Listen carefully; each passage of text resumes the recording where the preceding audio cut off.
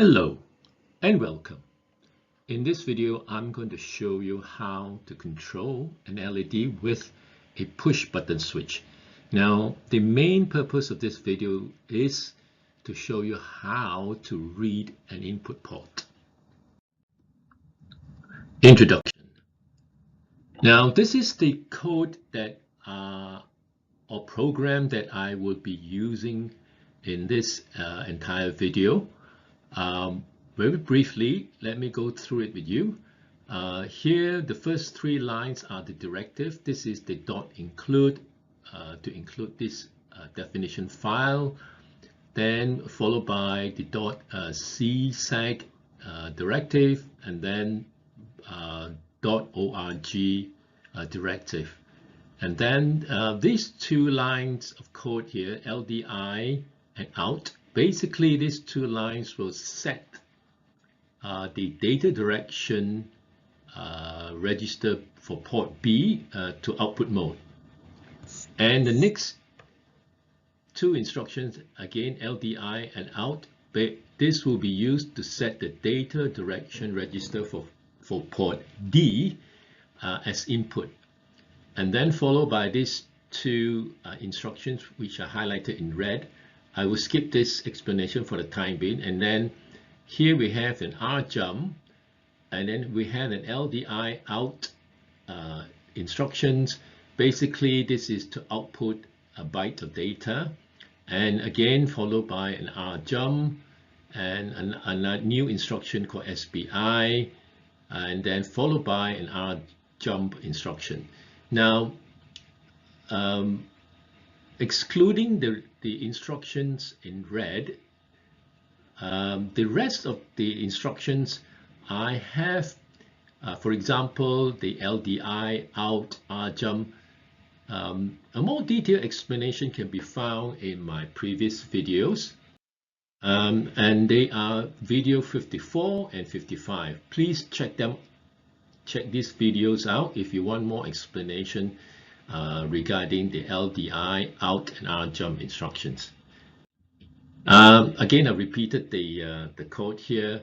As I mentioned earlier, I've highlighted three instructions in red. There is this in, SBRC, and SBI. Now, these instructions are new in the sense that I've not used them in my previous videos. So let's take a closer look. Okay, so let's start off with explaining the in instruction.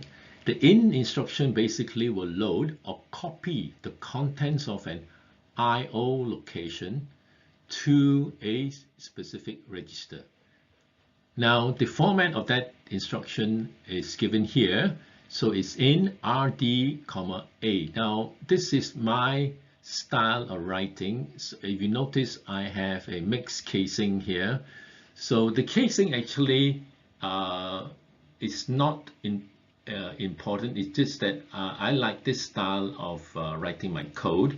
So you choose the style that you would like to have. Now, let's get back to the instructions. So the D highlighted in red is the address of the register.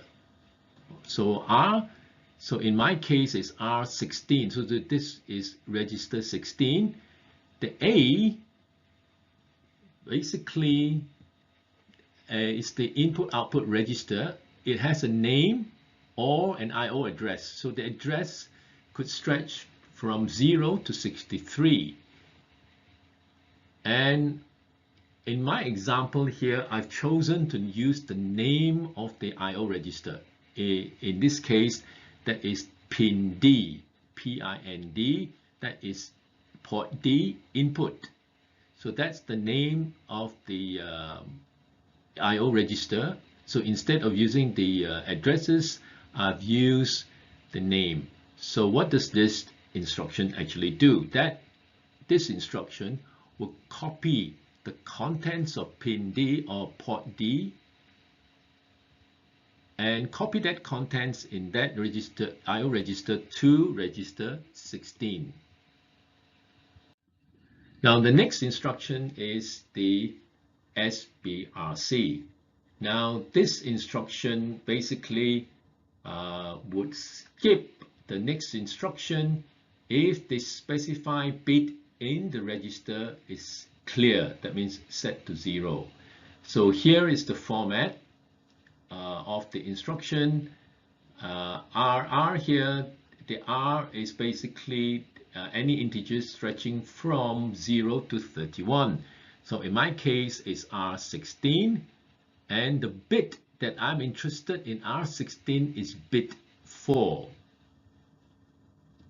So this represents R16, and the bit that I'm interested in is bit 4, which is this bit here. Now, if this bit is set to a 0, it means clear, then it will skip the next instruction in the code. And the third instruction that I want to look at is the SBI. SBI will set a specific bit or specify in an I/O register. So remember, each I/O register, which is this one here, this is the format SBI A, B. Now A is an I/O register. Again, it has I repeat myself again, it has a name or an I/O register, I/O address, sorry, which stretches from 0 to 31, or in hexa that will be 00 to 1F. Again, I've chosen to use the name of the I/O register that I'm interested in. This is basically more convenient than using the addresses. And the B here basically is the bit of interest. That means the bit that we want to look at. So in our case, in this example, SBI port B, A, comma 0, that means we are looking at bit 0 of port B. So if this is port B, the bit of interest that we're interested in is this bit here. So the instruction will basically set this bit to a logic 1.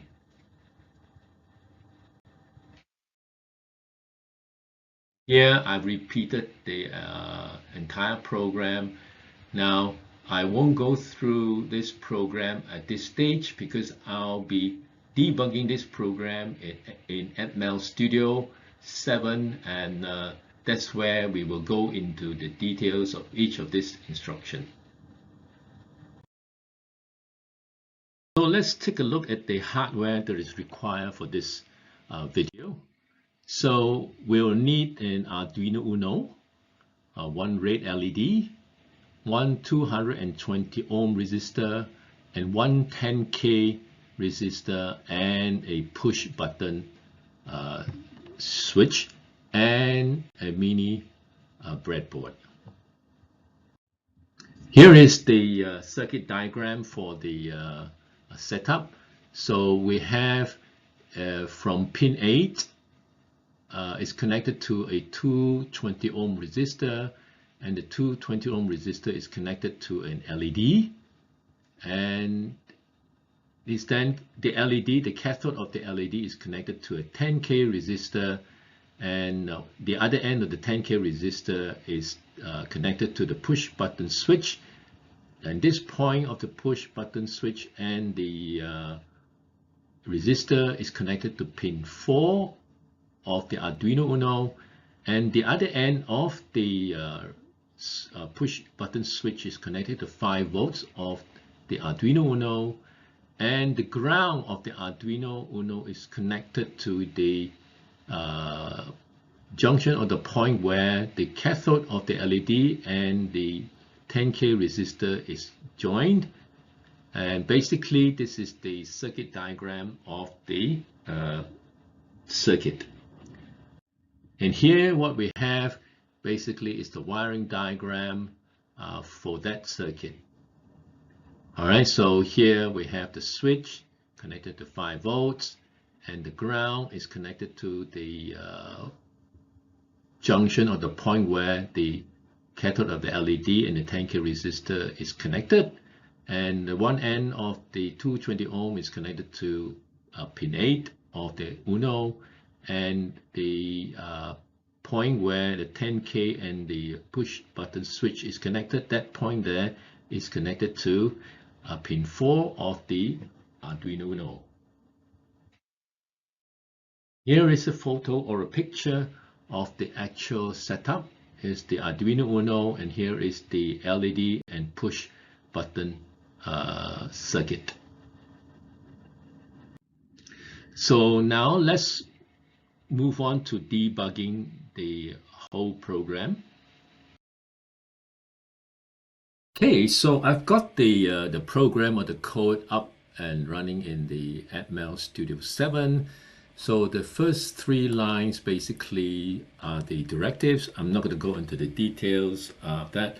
So I'm going to go straight into the first line of instruction or code. Now, so what I'm going to do now, is, build this program first, build the solution. Yeah, it's successful, so no problem there. Go to debug, start the debugging session. So like I said, the beginning part of this segment, these first three lines are basically the directive. So I'm going to go straight into this first line of instruction. Now this one is going to configure the data direction register of port B for output. So in the output I/O panel out, I'm going to click on port B. So let's go back to this main program here. Now that's going to copy FF into R16, which is the registers display in the register panel. R16 is here. All right, now so we need to keep an eye on this. So go back to this part here, and I'm going to single step, use either function F11 or F10. So right, and notice R16 now, the contents is 0FF, which is exactly what we expect it to be. So that's going to output to DDRB, which is this middle row here. So watch out for it. Yes, it's FF and the eight ones. Right, now next one is going to reload R16 with 00 hexa. So go down to the register panel. Right now it's got the previous value FF hexa, so that should change to 00. Let's see if it does that. So step, yes it does. Now that's going to copy that into out into DDRD with port D. So click on port D. DDRD is this middle row here. It's already zeros, all zeros. So that should have no much effect. So, but let's step through it. Yes. So nothing's happening. Now, when we come to this part here, int R16, comma pin D, that's going to read the contents of pin D, which is this first row up here. Notice right now is 00 hexa or 8 zeros. All right, so R16 in the register panel, R16 register 00 hexa. So nothing should happen. All right, so let's start single step. As predicted or as expected, it's 000. So that's going to copy that to R6. Now the next instruction here is going to test bit 4 of R16. And R16 at the moment is all 0, so bit 4 is 0. So then this instruction will, what it does is test bit 4. If it's 0, you skip the next instruction. So we will skip this instruction. Let's see if it does. Yes, it skipped the next instruction because bit 4 of R16 is clear, is 0. Now, when it comes to this part here is going to copy 00 hexa into R17. If you go down to the register panel, R17 is already 00 to start off with, so nothing should happen. Yes, expected, and then it will copy that to port B. So let's go back to port B. Again, we should expect nothing much. Yeah, 00, and then this next instruction will take it back to here, this part. All right, so let's see if it does it. It does. All right. Now, this time, what I'm going to do is I'm going to go to port D, and I'm going to set bit 4 to a 1. All right, right now, so when I click on bit 4, the hex value now is 10. Okay, so pin D or port D input register is now set to 10 hexa. So when I execute this instruction, I should see 10 in R16, which is R16 in the register panel is here. So watch this. So function F11, and you will notice nothing happens, right? We should see 10 in R16. That has not happened. Now, let's not get too concerned. All right, it should happen, but it didn't. Let's carry on with the code and see what happens.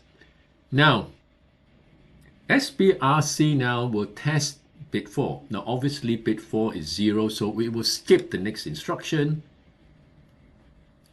All right, it will skip this instruction here. It will skip over it. So, and it goes down here, which is what is expected. Now it will now load 00 into R17. R17 right now is 00 anyway. So, oops, what's happened? Right. Oh, all right. I got to press the wrong key. All right. So, right. So we executed that. We don't expect to see anything because it's already 00. Now we're going to output that to port B. And we shouldn't expect to see anything because it's 00, right? Port B here, the third row. All right, so nothing happens. Now this time it returns back to this part of the program because it says rjump here, which is this part here. Now I'm going to set port pin D to a 1. It's already set. So watch what happened now. Okay. It copies that into R16, and this time 10 appears in R16. So now when we come to test bit 4 of R16, that would fail. It would then come down to the next instruction, which is this one here. Let's see if it does that. All right. Okay. So yes, it does. Right. So now it would jump to this part of the program, which will set bit 0 of port B to a 1, to logic 1. So let's click on port B in the I/O panel, and we should see a 1 appearing in the least significant bit. It gets down there and it sets it to a 1, and this time it does it right and then goes back. Now, I don't know why the first round when I set pin D to a 1, it doesn't happen. Now, I have seen in other videos that are on YouTube, it does work. It should work the first time, but I'm not sure why it hasn't worked with my version here. I've tried the earlier version of AVR Studio 7, the same thing repeated. So I'm not sure what's going on. I will investigate and hopefully get back to you. But overall, the program actually works. It's just for that little glitch there. And the next thing I'm going to do is to upload the code to the Arduino Uno and test it with the hardware.